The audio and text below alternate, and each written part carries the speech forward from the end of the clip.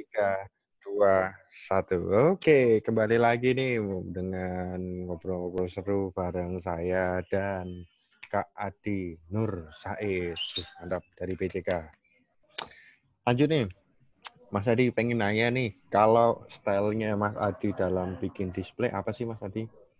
Style favoritnya atau biasanya mengusung mengusung Mas Adi banget tuh gitu loh.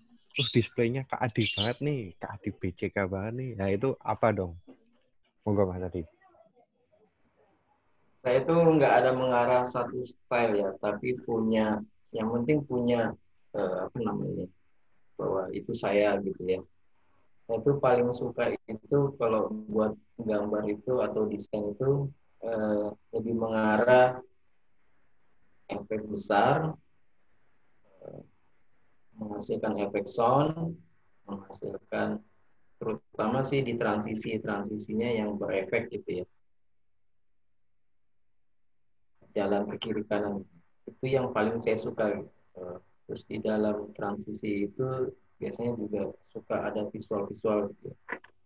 Dan yang paling jelas kalau favorit saya sampai sejauh ini saya mencoba mengikuti itu seperti Michael Gans gitu.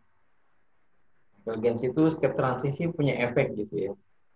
Setiap transisi punya efek maupun gambar keseluruhan dia punya efek. Terus berkembang menuju ke situ sih.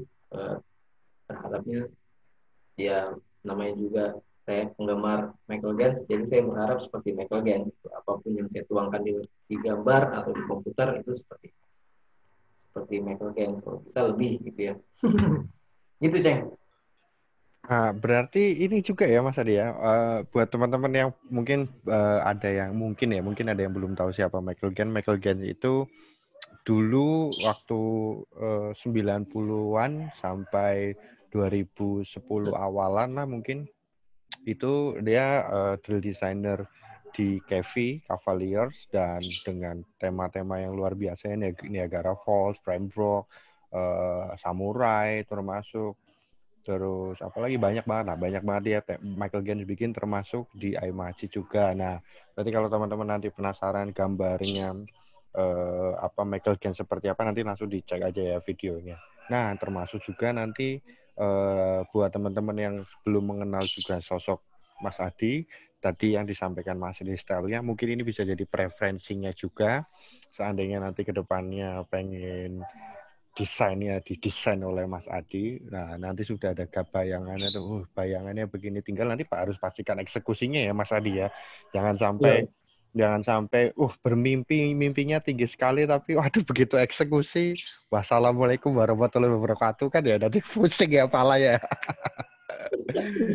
Ya, nah Mas Adi, software display itu kan sampai hari ini memang nggak banyak ya, artinya tidak sebanyak dengan software musik yang banyak banget gitu loh. Nah, kalau Mas Adi sendiri software buat bikin displaynya pakai apa sih Mas Adi? Sampai sejauh ini sih dari awal make sampai terakhir Fiverr sih.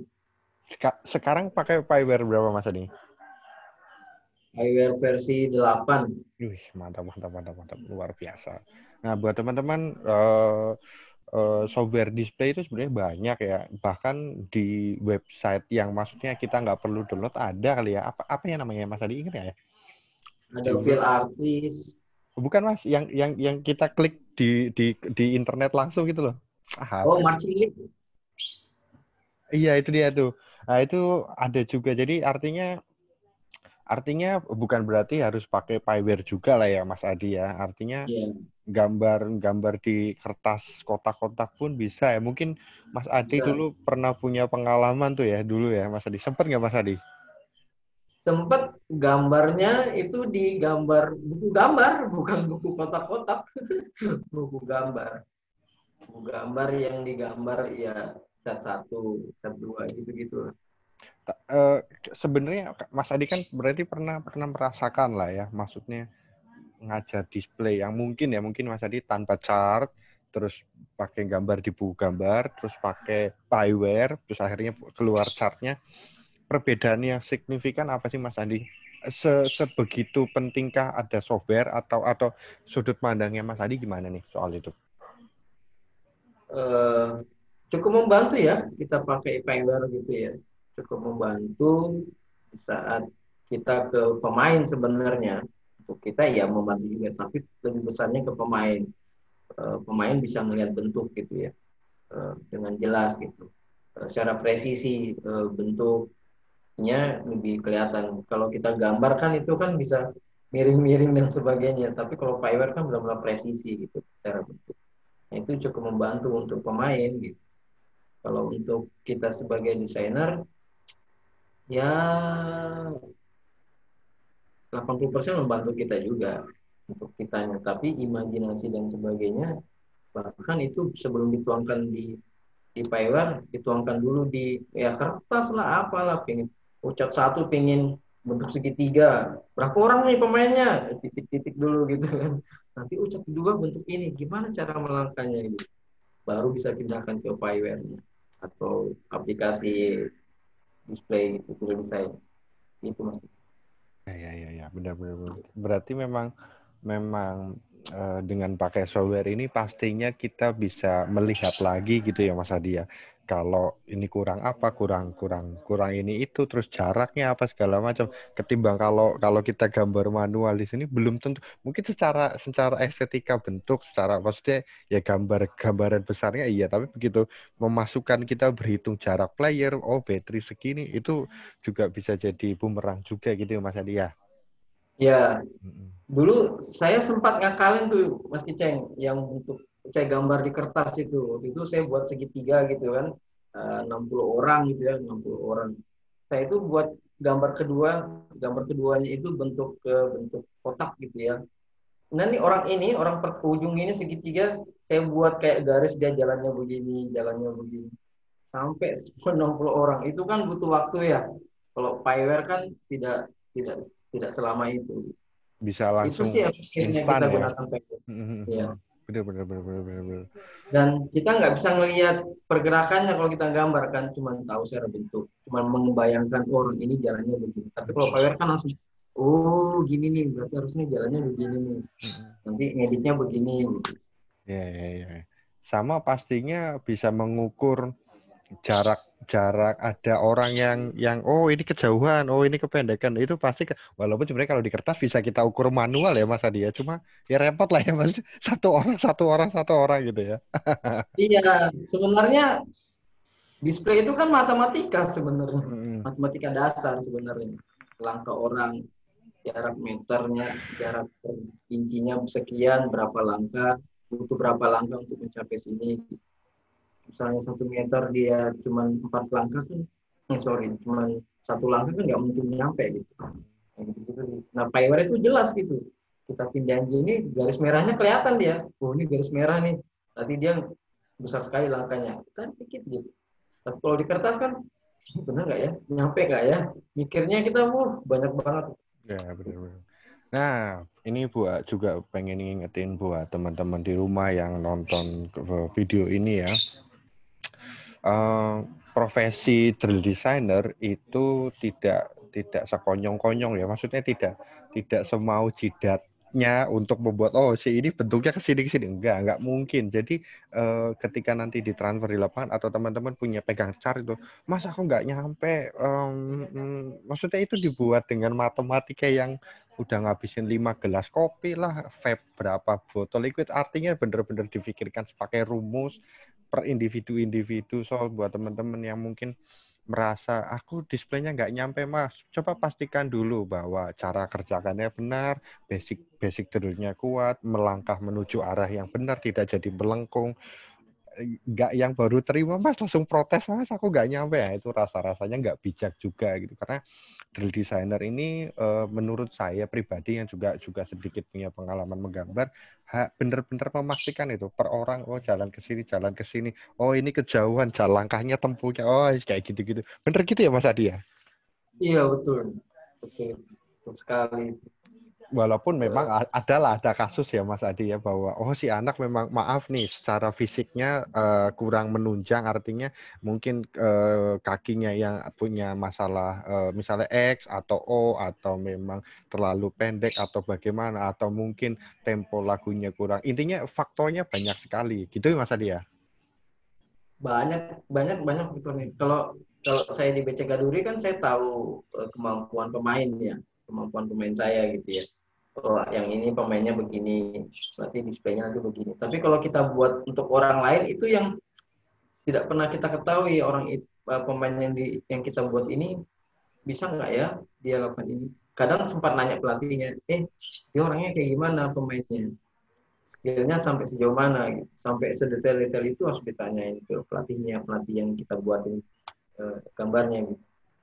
Ya walaupun tetap akhirnya ada kasus, kadang sih pelatih yang eh, hire kita itu kadang bisa kok mas, ternyata, wih, kok nggak bisa dia, ya karena Itu ada yang kayak gitu. itu pembelaan aja biar gak disalahin itu. Enggak, bercanda, bercanda. Oke, Mas Adi, tadi kan di depan sedikit cerita tentang apa ya, influence-nya salah satunya adalah Michael Gans gitu ya, dengan karya-karyanya beliau di Kevi, di Aimachi dan yang lainnya. Tapi kemudian kan Kevi ini bukan mengalami penurunan ya, tapi terakhir yang saya sangat suka sekali itu Extraordinary, itu kalau nggak salah 2000 berapa ya, 2013 atau 2012 itu, yang XY itu loh Mas Adi. Ya. Habis itu stylenya dia berubah gitu loh. Artinya Michael Caine udah nggak datang lagi. Nah, datang lagi di SUV tuh Ouroboros tuh.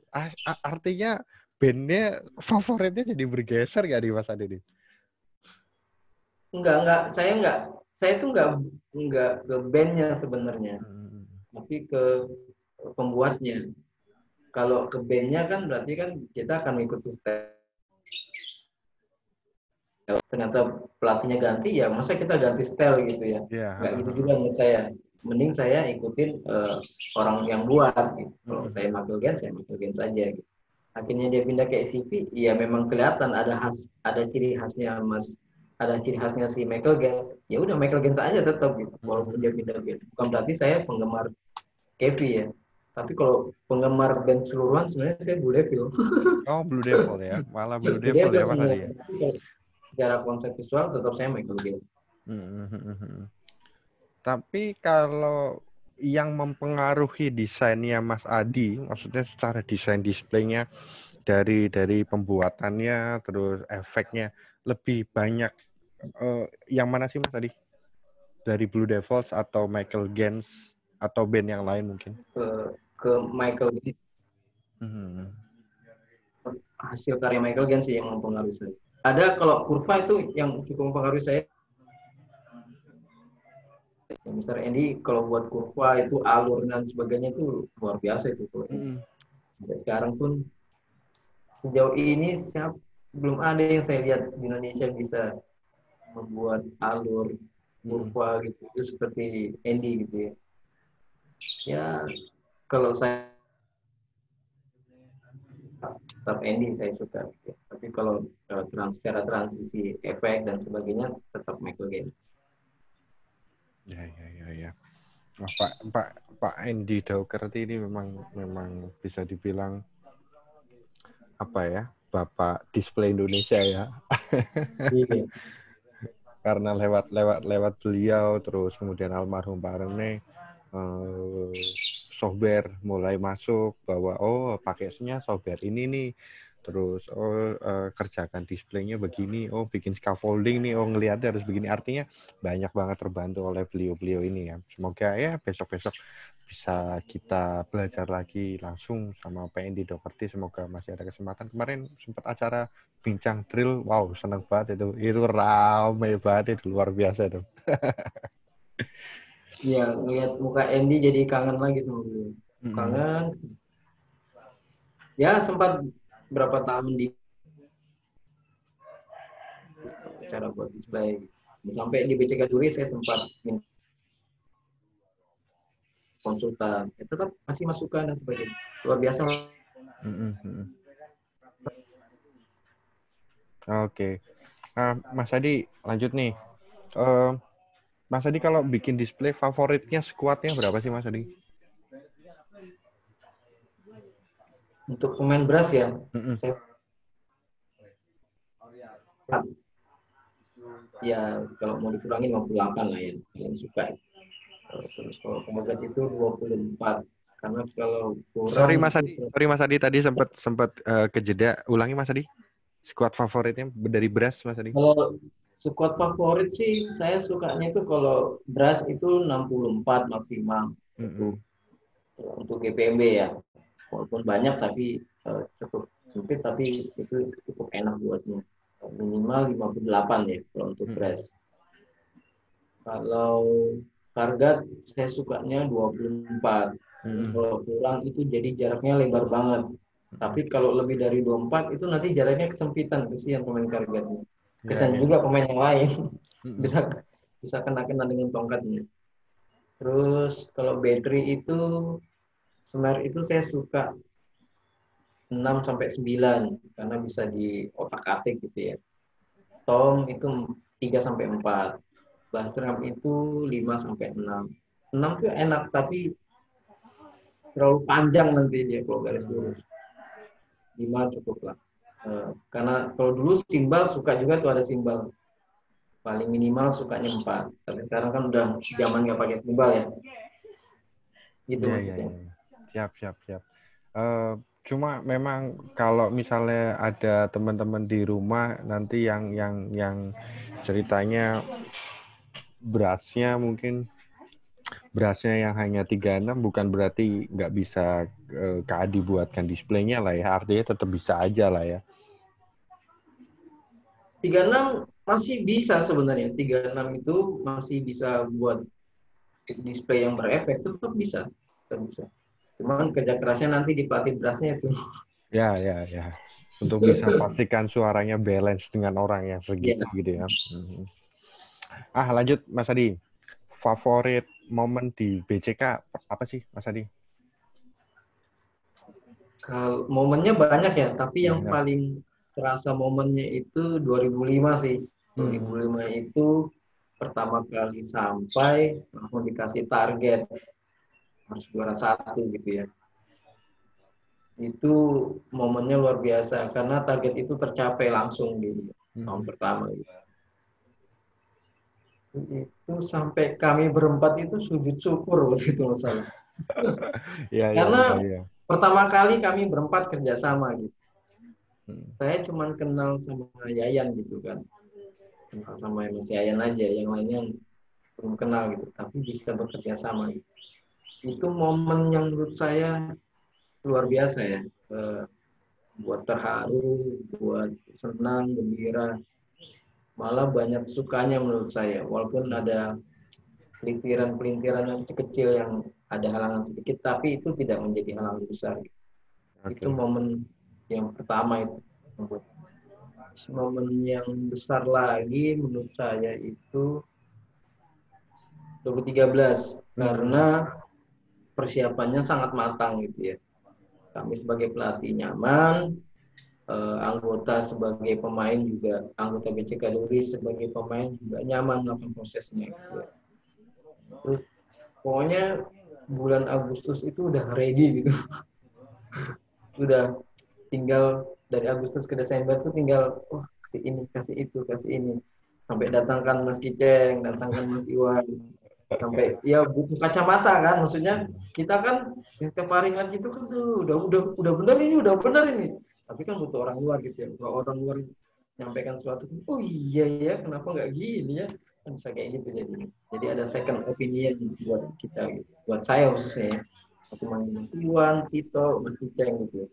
Jadi itu cukup membantu, itu momen menurut saya juga senang banget gitu, dibantu dibantu teman-teman Mas Kiceng, Mas Iwan, Mas Silwanus ya, Mas Iwan Silwanus sama Mas Tito gitu. Itu aduh, gimana rasanya ya? Senang sekali gitu. Dan itu di pertama kali BCK Duri bisa juara divisi umum ya, juara satu divisi umum. Momen yang ketiga itu 2009 juga. 9 juga termasuk nyaman sih proses ini ya, proses latihan dan sebagainya. Terakhir itu 2011. 2011. Uh, Harry wah Potter itu ya? Harry Potter itu momen yang buh, bukan bukan yang gampang karena Harry Potter itu termasuk film yang rumit ya. Terus mengolah ke lapangan juga ternyata tidak segampang Gitu ya, tidak segampang kita menuangkan ide di lapangan ternyata. Belum Eh, ini ya, kurusan sepatu rodanya ya. Bukan hanya sepatu roda, mesti banyak Iya, iya, iya. banyak hal lah di dalam 2011 itu. Dan Mm-mm. momennya itu yang paling terasa itu sampai di mana penyisian gitu ya, penyisian ketika Itu Yuri nomor 3. itu kalau nggak salah pertama kalinya divisi sekolah dihilangkan apa ya Mas Adi ya? Ya betul. Hah. Jadi saya nggak tahu apakah 2010 masih begitu apa enggak, tapi yang jelas 2011 itu semua langsung divisi umum. Mm-mm. Nah itu nomor 3 divisi umum. Serius ini gitu. Terus kita lihat rekor nilai masih bisa nih untuk Ya, ya, naik ya, lagi. ya, ya, ya, ya, Ya ya. akhirnya mencoba pasang target lebih tinggi. Coba bisa nggak lewatin PKT waktu itu? Ya walaupun akhirnya di final nomor 2, it's okay gitu bahwa ya udah target kita setelah penyisian gitu pinginnya nomor 1 gitu ya. Tapi di lapangan tidak terjadi, tidak tercapai hasil jurinya, it's okay gitu. Menurut Benar-benar. saya itu momen juga menyenangkan gitu ya, Mm-mm. bahwa kami PCK Duri dari divisi sekolah tiba-tiba divisi umum kan bebannya berat juga ya. Berat, berat. Nah dari 2011 itulah kami belajar akhirnya bisa mencapai 2013. Wow, luar biasa nih. Oke, Mas Adi, terakhir nih. Pesan-pesan buat teman-teman di Indonesia atau ya dimanapun lagi yang lagi nonton nonton channel video ini nih, harus gimana sih sebagai pelatih display yang baik Mas Adi, atau mengawali karir sebagai pelatih display harus bagaimana sih? Kalau saya jawabnya dua hal ya Mas Kiceng ya. Yang pertama kalau teman-teman di luar sana ingin menjadi desainer, yang pertama itu jangan pernah malu untuk belajar sama yang lebih tahu gitu ya, yang lebih pengalaman dan lebih expert. Contohnya ke Mas Hendrik, Mas Arwan, ke Mas Rai, ke Tito, ke Kiceng, ke apa lagi Mas Mas Ridwan gitu ya. Jangan pernah malu untuk itu gitu. Eh, Terus mencoba mengkreasikan kreativitasnya sebanyak mungkin, terus sering berlatih di eh, pembuatan gitu ya. Jangan hanya ada event baru buat, gak ada event santai gitu, tapi tetap gak ada buat aja terus buat terus sampai akhirnya nanti nemu namanya ciri khas. Ciri khas itu punya punya Anda sendiri gitu. Ya nanti bisa akan ditiru orang lain maupun tidak akan bisa ditiru orang lain. Itu it's okay ya. Yang jelas berlatihlah setiap hari gitu. Jangan pernah malu untuk bertanya ke yang lebih tahu dan lebih expert gitu ya. Dan kalau untuk jadi pelatih display itu harus tahu yang pertama eh, trik-trik di lapangan, cara membersihkan di lapangan. Eh, itu kembali lagi harus tanya juga yang berpengalaman gitu ya. Jangan hanya sekedar, saya tahu cara ini ternyata masih kusut juga di lapangan. Nggak apa-apa, nanya aja ke teman-teman yang lebih expert, lebih pengalaman tentang gimana jadi pelatih eh, pelatih display ya, maksud saya gitu. Tapi yang paling utama adalah kalau pelatih display itu harus mengetahui tentang drill, basic drill, yang mediumnya maupun advance-nya. Gitu. Jangan hanya sekedar tahunya cuman hanya dari video. Kita kan suka ya nonton YouTube, oh caranya begini. Nah itu jangan gitu juga, bisa juga dengan menanyakan ke teman-teman yang expert, yang punya pengalaman. Yang paling penting adalah mencoba dirinya sendiri di lapangan gitu. Kalau saya lakukan ini, bisa nggak ya untuk pemainku nanti? Nah itu yang perlu kalau teman-teman ingin jadi pelatih display. Harus tahu drillnya, terus mau back basic, medium maupun advance-nya gitu ya. Terus harus tahu mengolah postur atau body movement. Jadi pelatih display itu bukan hanya sekedar pemainnya bisa berjalan, tapi gimana bisa berjalan sambil body movement-nya bagus, gitu ya, posturnya bagus, bukan sekedar dijalankan saja. Nah itu tanya lagi lah ke teman-teman yang expert atau pengalaman yang lebih banyak. Yang pertama, ya, yang terakhir yaitu dirinya sendiri mencobakan dulu di lapangan. Kalau saya pakai style begini, style marching kayak gini, anak-anak saya bisa nggak ya, bagus nggak ya gitu. Jangan sampai, saya paksakan dirinya tuh harus pakai ini ya, nanti ternyata malah nggak bagus ya, nanti jadi bumerang gitu. Itu sih, Ceng. Ya, mantap Pak. Ini tadi pesan-pesannya yang disampaikan ini luar biasa banget. Semoga bisa jadi bahan acuan buat teman-teman untuk seandainya mau memastikan, oke, saya mau jadi pelatih display lah. Tapi memang saya nggak bilang lebih berat ya, tapi pengalaman saya memang yang paling banyak anaknya ya, Mas Adi ya, ketimbang pelatih section. Tapi maksudnya bukan berarti merasa lebih wah, bukan. Cuma maksudnya butuh apa ya, butuh keberanian lebih karena memimpin skuadnya buahnya paling banyak itu anggotanya, semakin banyak orang di lapangan yang kita atur ya semakin ruwet juga. Jadi ya Iya. butuh proses kesabaran, terus ya mungkin suaranya lebih lantang gitu-gitu ya. Oke. Kita ini nggak punya section, Mas Kiceng. Iya ya, kita tuh nggak punya section Nggak ya. punya section. Aduh, sedih banget. Kita Makanya kalau punya anak yang banyak aja. iya, kalau pelatih section lagi maaf nih ya, lagi ulang tahun, sectionnya beras, bikinin kaos, kasihin kue, waduh yang pelatih displaynya di pojokan aja itu mainan pasir, wer wer wer wer wer. Ikut meramaikan aja. Iya, ikut meramaikan aja loh. Oke, teman-teman, sekian dulu pertemuan di video kali ini. Kita ngobrol-ngobrol sama Mas Adi. Semoga berikutnya ada kesempatan lagi ngobrol sama Mas Adi. Sekali lagi, Mas Adi, saya mengucapkan terima kasih banget atas waktunya. Mohon maaf kalau apabila banyak kesalahan pengucapan maupun kalimat yang salah, tidak ada maksud menyinggung atau apapun. Semoga besok-besok masih bisa untuk berbincang dan ngobrol serta berbagi ilmu lagi. Salam sejahtera buat keluarga Mas Adi dan teman-teman pelatih di BCK. Semoga selalu lancar semuanya. Amin. Terima kasih juga, Ceng, Siap. sudah mau memberi kesempatan saya untuk sharing ke Mantap, mantap, semua mantap, mantap. teman. Terima kasih. Ya Mas, thank you ya Mas ya. Wassalamualaikum Ya, warahmatullahi wabarakatuh. Waalaikumsalam.